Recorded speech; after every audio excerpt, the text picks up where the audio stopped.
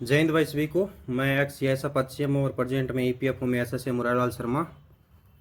अभी मैं आपको थोड़ा दिल्ली पुलिस एग्ज़ाम के बारे में, अभी मुश्किल से 2 या 3 दिन आपका एग्ज़ाम का बचा है, तो उसके एग्ज़ाम से पहले आपको क्या चीज़ करनी चाहिए, क्या चीज़ नहीं करनी चाहिए, इसके आपको बहुत सारे वीडियोज़ मिल जाएंगे यूट्यूब में। लेकिन मैं 2 या 3 चीज़ आपको अपने एक्सपीरियंस से कुछ एक शेयर कर रहा हूँ, और बड़ी वैल्यूबल चीज़ है, उस पर थोड़ा गौर करना और उसके तो अपने ऊपर इम्प्लीमेंट करने की कोशिश करना। देखो, सबसे पहली बात है तैयारी की, प्रिपरेशन की। देखो, जितना आप कर सकते थे उतना हो गया। अब जो आपने पढ़ रखा है वही अब इनफ है। अब अगर आपका कुछ एक थोड़ा बहुत रिवीजन छूटा है, कुछ एक दो टॉपिक छूटा, तो भाई उसको छूने की कोई ज़रूरत नहीं है। फालतू में डिप्रेशन में जाओगे, टॉपिक नहीं समझ में आएगा और ना आप प्रैक्टिस कर पाओगे उसकी, तो बहुत सारी चीज़ें रह जाएगी। तो उसके चक्कर में अब उसके पीछे नहीं भागना। जितना पढ़ लिया उसको सफिशिएंट मानो, और अब नया टॉपिक पढ़ने की कोशिश मत करना बिल्कुल भी, ना उसको रिवाइज वाइज करने की। अगर आपका एकदम लास्ट के दिनों में एग्जाम है तो थोड़ा बहुत रिवीजन बचा तो फिर भी कर सकते हैं। स्टार्टिंग के 2 या 3 दिनों के अगर एग्जाम आपका होने वाला, तो भाई ये गलती मत कर देना। नेगेटिव थिंकिंग में ले जाएगी कंप्लीटली ये चीज़ें, क्योंकि इतना फास्ट प्रोसेसिंग से आप हर चीज़ नहीं समझ पाओगे। दूसरी बात है, कोई दोस्त बोल रहा है, यूट्यूब पे बहुत सारे टीचर है, कोई टीचर बोल रहा है भाई ये 10 पेज की है करंट अफेयर की पीडीएफ पढ़ लो, इसमें से फंसेगा। भाई मैथ्स के अंदर ये 100 क्वेश्चन कर लो, 5 क्वेश्चन इसमें से फंसेगा। ये जीएस का पढ़ लो, ये स्टैटिक जीके पढ़ लो। जो टेलीग्राम ग्रुप्स वगैरह पे जो पीडीएफ वगैरह सर्कुलेट होती है, उनके पीछे बिल्कुल भी मत जाना भाई। अब जितना आपने पढ़ रखा है वो सफिशियंट है, इस बात को सबसे पहले दिमाग में रखना। नया जो भी कंटेंट बिल्कुल भी कंज्यूम करने की कोशिश मत करना किसी पीडीएफ के चक्कर में। किसी अब टेलीग्राम पे कोई बहुत सारे मतलब टीचर वगैरह सीरीज़ लेके आएंगे, मैथ में अंदर ये मैराथन कर लो, वो कर लो, इनसे आपका ये हो जाएगा वो हो जाएगा। बाकी ऐसा कुछ होना नहीं है। होगा जो आपने इतने 6-7 महीनों में रगड़ के तैयारी करी है, उसी से होगा फाइनल रिजल्ट, उसी के बेस पे बनेगा। इन क्लास के पीछे, इन पीडीएफ के पीछे, इनके पीछे मत भागना। दूसरी चीज़, एक इंपॉर्टेंट चीज़ जो आपको करनी है, अभी 2 या 3 बाकी है। सबसे पहले आप देखो, आप सबने अच्छे से मॉक लगाए होंगे मेरे हिसाब से। तो हो सकता है कि किसी ने सुबह सुबह के टाइम में मॉक लगाया हो, किसी ने दोपहर में लगाया हो, किसी ने शाम के टाइम मॉक लगाया हो। सबका अपना अपना शेड्यूल रहता है, टाइम रहता है अलग अलग हिसाब से। लेकिन अब आपको क्या करना है कि किस शिफ्ट में आपका एग्ज़ाम है, मॉर्निंग शिफ्ट में, इवनिंग में या आफ्टरनून शिफ्ट में है, तो उस शिफ्ट के हिसाब से एटलीस्ट आपको 2 मॉक लगाना है। फॉर एग्जाम्पल, मान लो आपने जितने भी अब तक एग्ज़ाम लगाए उस एग्ज़ाम के मॉक लगाए हैं, मोस्टली मान लो आपने मॉर्निंग टाइम में लगाए हैं, लेकिन आपका जो रियल एग्ज़ाम है वो आ गया इवनिंग शिफ्ट में, तो आपको हैबिट मॉर्निंग टाइम की है। लेकिन एटलीस्ट आप मेरा इतना कहना मानना कोशिश करना कि आप दो, एटलीस्ट 2 मॉक हो सके तो ज़्यादा, लेकिन दो तो लगाना ही लगाना। इवनिंग शिफ्ट में लगाओ। अपने 5 से 6 बजे आपका एग्ज़ाम है, 5 से 6:30 जो भी टाइम है उस हिसाब से अपना बैठो, एकदम रियल एग्ज़ाम टाइम के टाइम ही मॉक लगाओ। शायद आपको लगेगा कि मैं ये बात क्यों बता रहा हूँ, पर ये चीज़ें बहुत ज़्यादा इफेक्ट करती हैं। अगर आपने उस स्लॉट के हिसाब से एग्ज़ाम कई मॉक नहीं लगाए हैं तो असर करेगी ये चीज़।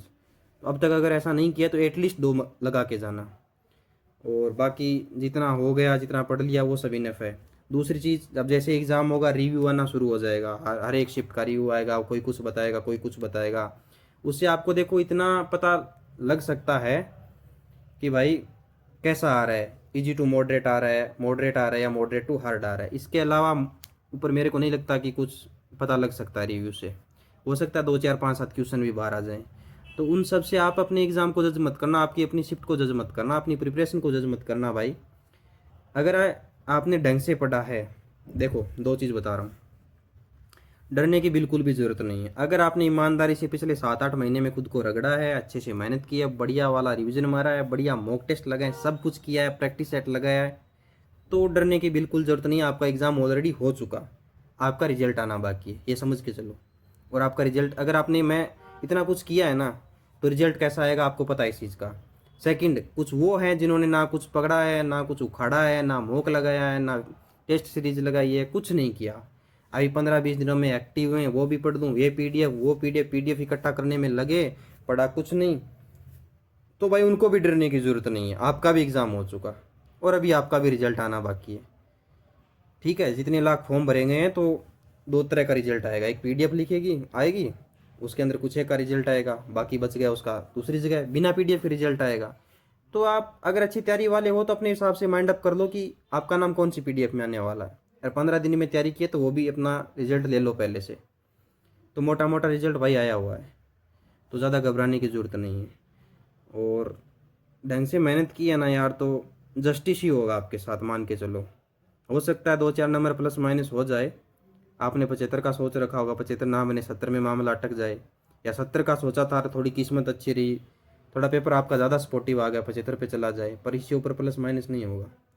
बाकी नॉर्मलाइजेशन होगा उस एग्ज़ाम के बाद की बात है कि कितना कर रहा है, हार्ड कर रहा है, नॉर्मल कर रहा है। बाकी सोशल मीडिया के चक्कर में, इधर उधर की पीडीएफ के चक्कर में, इन सब के चक्कर में भाई लास्ट टाइम मत पढ़ना, बिल्कुल ही मेंटली परेशान हो जाओगे इन चीज़ों को लेके। मैं सही बता रहा हूँ, कई सारे एग्ज़ाम दिए हैं यार, ये चीज़ें बहुत ज़्यादा इफेक्ट करती है।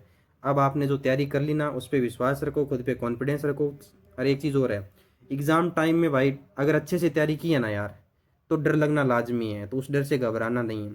डर इस बात का लगेगा कि यार मैं इतनी मेहनत किया, रात को इतने इतने बजे तक लाइब्रेरी में बैठा, इतने मॉक लगाए, कल को अगर मेरा नहीं हुआ तो भाई ये डर जेन्युइन है, लगेगा, क्योंकि खुद ने टाइम दिया है, किताबों को टाइम दिया है, तो डर लगेगा। और जिसने नहीं पढ़ा, नहीं मॉक लगाया, नहीं रिवाइज किया टाइम पे, पूरा सिलेबस ही नहीं किया, तो वो क्यों डर रहा है यार, उसका डरना बेकार है, क्योंकि उसको भी अपना रिजल्ट पता है भाई, डरने से भी कुछ नहीं होगा, रिजल्ट नहीं आने वाला, सीधी सी बात है। कंपटीशन है, कंपटीशन में रिजल्ट कंपटीशन के हिसाब से आएगा। और बाकी मोस्टली यही बात थी, इधर उधर का थोड़ा अपनी हेल्थ का ज़रूर ध्यान रखना, सर्दी का टाइम है और एग्ज़ाम टाइम पे थोड़ा टाइम से पहुंचना है यार, एटलीस्ट आपको 1 घंटा पहले एग्ज़ाम टाइम पे पहुंच जाना। जो भी आपका एडमिट कार्ड वगैरह, जो भी स्पोर्टिंग उसका डॉक्यूमेंट, आपकी डेट ऑफ बर्थ का, आपका Aadhaar card, PAN card, driving licence वगैरह जो कुछ हो गया स्पोर्टिंग डॉक्यूमेंट, वो लेके जाना यार, एटलीस्ट 1 या 2 डॉक्यूमेंट, थोड़ी फ़ोटो वगैरह वो सब ले जानी हो तो वो ले जाना। थोड़ा कूल माइंड सेट के साथ बैठना। अगर अच्छा किए हो ना पिछले 7-8 महीने में, गलत कुछ नहीं होगा। बाकी बहकावे वाले कई सारे वीडियो आएंगे, कई सारे ज्ञान देने वाले भी आएंगे, तो उन सब के चक्कर में मत जाना यार। खुद पे मेहनत किया है, बी पॉजिटिव, मोस्टली 2 या 3 बात बताइए तो उस पर आप थोड़ा गौर करना और उस हिसाब से अपनी तैयारी को लास्ट तक भाई अंजाम देना।